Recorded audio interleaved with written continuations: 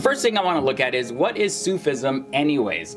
Well, the word Sufism was initially introduced in the European language in the 18th century. Sufism was mainly viewed as an intellectual doctrine and literary tradition at variance with what they say was sterile monotheism of Islam. In recent times, many scholars have used other definitions of Sufism, such as intensification of Islamic faith and practice. Some also defined it as a process of realizing ethical and spiritual ideals. Many people have even also defined Sufism as a spiritual quality instead, in a more practical context. Sufism is an Arabic word which is called tasawwuf. Sufism is defined according to the Arabic as an Islamic mysticism, the inward dimension of Islam. Sufism is also a way of life in which deeper identity is discovered and lived out through the human experience. The deeper identity beyond the already known personality is in harmony with all that exists. This deeper identity or essential self has abilities of awareness, action, creativity, as well as being able to love far beyond the abilities of our superficial personality. So with that backdrop there, Sufism is less a doctrine or a belief system than an experience and a way of life. When we look back throughout history, we see that Sufis have often belonged to different Turiq or orders. These orders meet for spiritual lessons in meeting places known as zawiyas. And what they do is to strive for perfection and to worship Allah as if you see him face to face. With the research that we have and the history that we have recorded, Sufism has been traced to the teachings of the Prophet Muhammad through his cousin and son-in-law Ali. In modern history, there has been a lot of decline in the Sufi order and criticism of some aspects of Sufism by modernists and thinkers, and also conservative Salafists have increased. And nevertheless, Sufism has continued to play an important role in the Islamic world and has influenced various forms of spirituality. When we look at the total population of Sufism, we see that it shows that only about 5% of the total population of Muslims say that they follow the Sufism way of life. According to the World General Census Body, we have about 1.8 billion Muslims in the entire world. Therefore, the total estimated population of Sufism is roughly 90 million. Now, which country has the most Sufis in the world? You see, Turkey has the highest and growing population of Sufism in the entire world. Sufism is very popular in most Muslim countries and in Africa in places such as Egypt, Tunisia, Algeria, Morocco, and Senegal. In these countries, Sufism is seen as a mystical expression of Islam. Now, Sufism is traditional in Morocco, but it has experienced a growing revival with a renewal under contemporary spiritual teachers. Now, I did mention that Sufism stems from the Prophet Muhammad according to research and some other people's points of view. However, according to others, history shows that the earliest Sufi was Muhammad himself and his companions. Sufi orders are based on the pledging of allegiance which was given to the Prophet Muhammad by his companions. By pledging allegiance to Muhammad, it means that the Shahaba or his companions has committed themselves to the service of God. The Sufis believe that anyone who pledges allegiance to Muhammad has created a spiritual connection between the seeker and Muhammad. Yeah, that's a very interesting point. And you see, the Sufis aim to learn about understanding and connecting with God through the Prophet Muhammad. So they're very much really centered around the Prophet. However, Sufis just aren't so much into the specific rules and regulations taken from the Quran or the Hadith. In the early stages of the development of Sufism, the practitioners of Sufism held on to the belief that it is nothing more than the internalization of Islam. As a mystic aspect of Islam, it is considered as part of the Islamic teachings that deals with the purification of the inner self. By focusing on the more spiritual aspects of the religion, Sufis strive to attain a direct experience of being connected with God by using their emotional and intellectual faculties and really training and developing that. In order for Sufism to be seen as a recognized and organized religion by most people, in the 11th 7th century, Sufism, which had previously been a less codified trend in Islam, began to be ordered, which have continued until the present day. So that's how they sort of established themselves to be more credible in the public eye. Towards the end of the first millennium, a number of manuals began to be written that summarize the doctrines and teachings of Sufism, and two of the most famous of them all are available in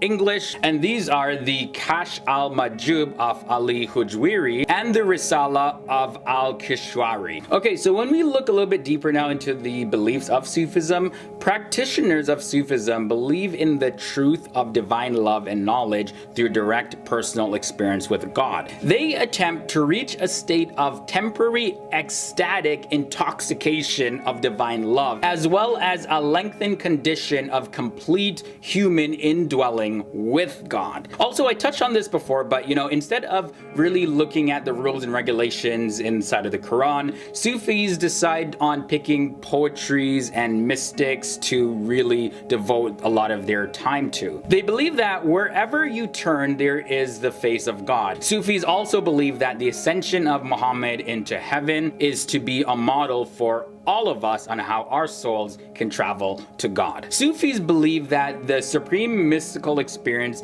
is thus achieved in union with God, even if only momentarily. For the Sufi brotherhood, ever since the 22nd century, most of the Sufis have organized themselves into different orders or brotherhoods that follow the teachings of particular Sufi masters. One example of the Sufis brotherhood is the Mevlevi brotherhood. This brotherhood is named after the founder, Mevlana, and the members do a lot of rhythmic whirling of the body, and they engage in this as a spiritual exercise. They do this as a way to get closer to God. Each member of the order or brotherhood was placed at different levels depending on the instructions that they mastered. The brotherhood also served an important social function by providing educational and social welfare services. Now, with that said, so what sort of clergy are in the Sufi orders? Well, the Sufi orders or brotherhoods are a lot more organized now, and they're directed by a master known as a pir, a sheikh, an ishan, a murshid, or an ustad. They are referred to as teachers with divine connections to God, and they offer a lot of physical and spiritual guidance to help their followers, as well as they're a source of inspiration to everyone that belongs to the order or brotherhood. Throughout the different lands, you'll notice that many Sufis are wandering travelers. They travel from place to place, and they try to spread the word about their way of life. The differences between Sufism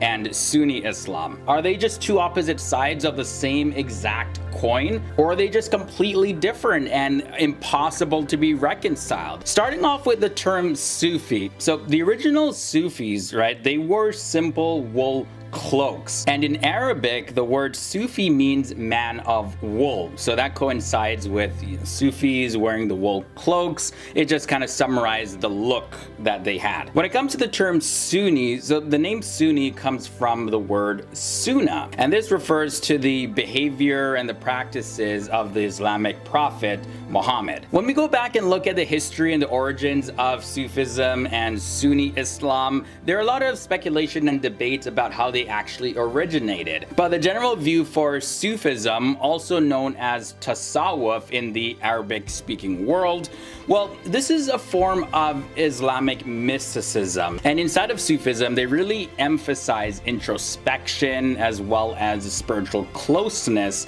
with God. Now, while it's sometimes misunderstood to be a sect of Islam, the common belief is that it's actually a much wider style of worship that transcends being just a regular sect or branch of Islam. Imam Faisal, who is an Islamic cleric, says that Sufism is nothing more than the spiritual dimension of Islam. And now some scholars say that the earliest figures of Sufism are Muhammad himself, the Prophet Muhammad, and his companions. So it started off with Muhammad, goes way back to that. Now, Sufi orders are based on the bay'ah, or the Pledge of Allegiance. This refers to the Pledge of Allegiance that was given to the Prophet Muhammad by his companions. And that tradition continued throughout history, where Sufis believe that if they do this Pledge of Allegiance, they're totally in line with the practices that the Prophet Muhammad himself was okay with. When it comes to Sunni Muslims, they regard their denomination or branch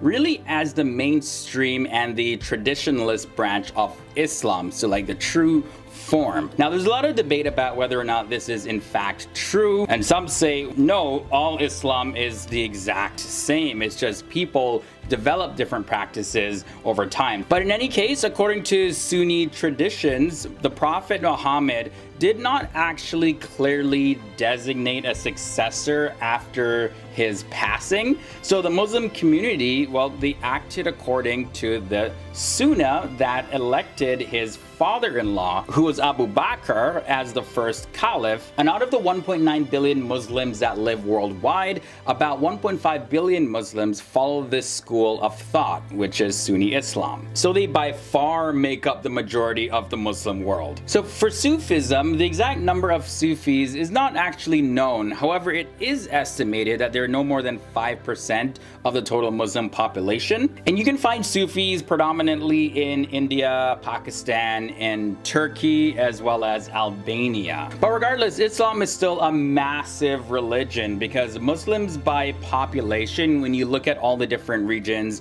that Muslims make up, about 24.8% are in Asia, Oceania, 91.2% are located in the Middle East and North Africa, 29.6% are in Sub-Saharan Africa, and around 6% are located in Europe and 0.6% in the Americas. So when we look at the path to God in the schools of thought of Sufism and Sunni Islam, that's probably the fundamental difference between Sufism and Sunni Islam. That's the big question. What's the path that one has to go on to be fully united and one with God? Inside of Sunni Islam, Sunnis really put emphasis on following the teachings of the Prophet Muhammad through the Quran, as well as they have Sharia law and the Hadith, and this really sets out the guidelines that are strictly followed by Muslims in order to attain salvation and to be close to Allah. Among these practices are of course the 5 pillars of Islam, which are the Shahada,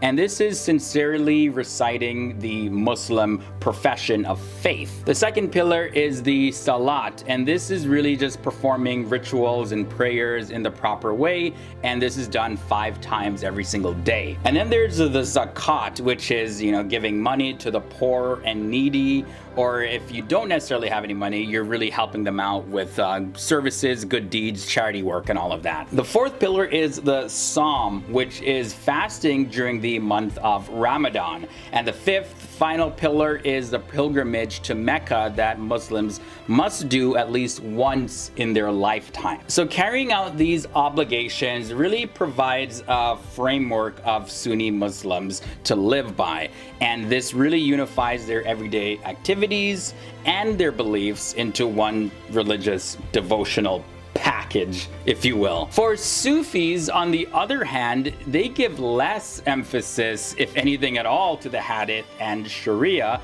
and they focus on the mystical and ritualistic practices of praising Allah. Followers of Sufism believe that just following Sharia very strictly isn't guaranteeing you any sort of union with God at all. They believe that more progressive forms of rituals and practices and meditations and things like that would actually bring a Muslim closer to Allah than just following some rules laid out in a book. They also do not believe that Sharia law should be the only legal system for Muslims. The ultimate goal of Sufis is fana fila, which is to actually lose oneself into the essence of Allah before actually physically passing away from earth. Now, there are 4 stages of Sufism that lead to fana fila. The first being the Sharia, so that's the external path. So yeah, of course it's important for them to follow Sharia law, but then there's also the second stage, which is known as Tariqa, the internal path. Then the third is the Hakika, which is the mystical truth, and the fourth stage is the Marfat Gnosis, and that's the ultimate truth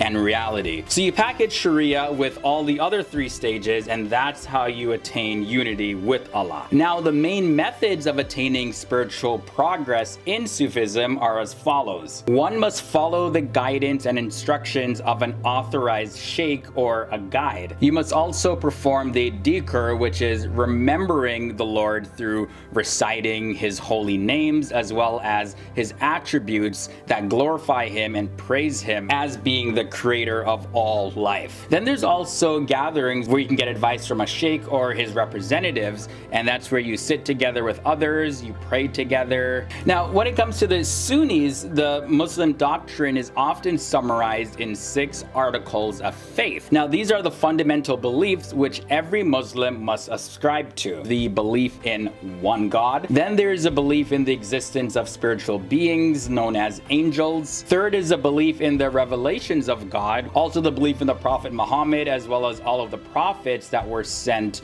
before him. Then the belief in the judgment and the resurrection. And the 6th and final is the divine decree, which is a belief in destiny. Sufism is an Arabic word which is called tasawwuf, and Sufism is defined according to the Arabic as an Islamic mysticism, or the inward dimension of Islam. Now, it consists of a variety of mystical paths that are designed to explore the nature of humanity and of God, and to bring about the presence of divine love and wisdom in the world. Research and history have traced Sufi origins as well as the start of its precepts from Muhammad through his cousin and son-in-law Ali. In the modern era, there has been a relative decline of the Sufi order and criticism of some aspects of Sufism by modernists as well as conservative Muslims who follow the Salafi school of thought. Sufism has continued to play an important role, however, in the Islamic world and has also influenced various forms of spirituality.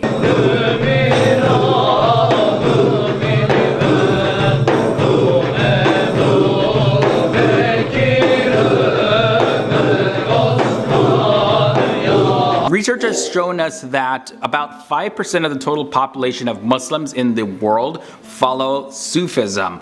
According to the World General Consensus Body, we have about 1.8 billion Muslims in the world. Now, therefore, the total estimated population of Sufism is 90 million. The country of Turkey has the highest and growing population of Sufism in the world. Sufism is very popular in most Muslim countries in Africa, such as Egypt, Tunisia, Algeria, Morocco, and Senegal. In these countries, Sufism is seen as a mystical expression of Islam. You can see traditional Sufism in the country of Morocco, but it has experienced a growing revival with a renewal under contemporary spiritual teachers. Also, according to history, Sufis have often belonged to different turuq or orders. These orders meet for spiritual sessions in meeting places known as zawiyas. What they do there is to strive for perfection of worship, and that's known as Ishan. Now, Ishan is to worship Allah as if you see him.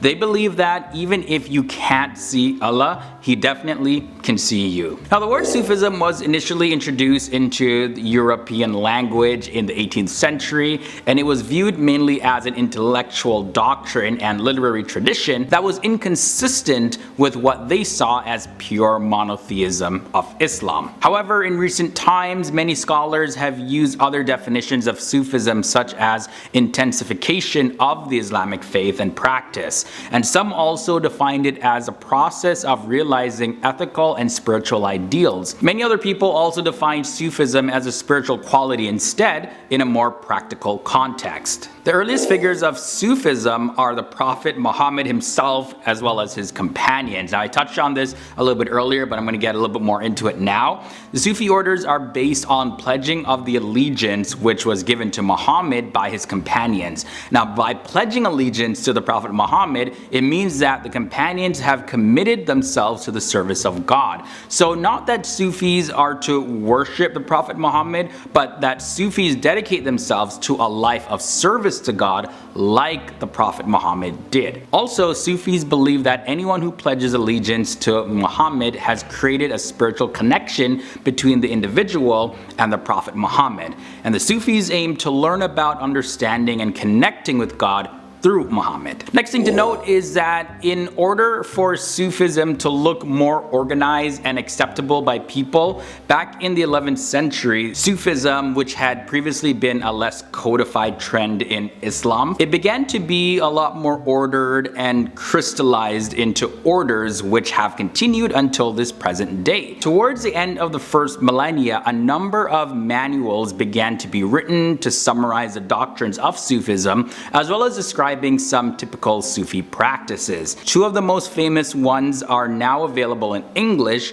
and those are the Kashf al-Mahjub, and this is of Ali Hujwiri, as well as the Risala al-Kishari. Getting more into these Sufi orders, or brotherhoods as they're sometimes called, are now more organized and directed by a master known as Pir, Sheikh, Ishan, Murshid, or Ustad, and they are referred to as teachers with divine connections to God. They offer physical guidance as well as spiritual help to their followers and are also the source of inspiration for anyone who belongs to the order or brotherhood. Another thing that I found interesting is that most Sufis are wandering travelers who carry a wooden cane and have their hair tinted with henna, and they travel from place to place trying to spread the word of their religion. They are very conservative when they talk about themselves. So like example, if you ask a Sufi where he's going, or if you ask where does he come from, or how do you earn your money, like what do you do for a living, he'll most likely say, only Allah knows. Some Sufis are hermits who live in caves like Buddhist or Hindu holy men. Talk about devotion and dedication. Just imagine, you're just living life and you're like, well, I'm not making any money, but God will provide. Now the last thing I want to share is that instead of picking from the numerous rules and regulations that are in the Quran,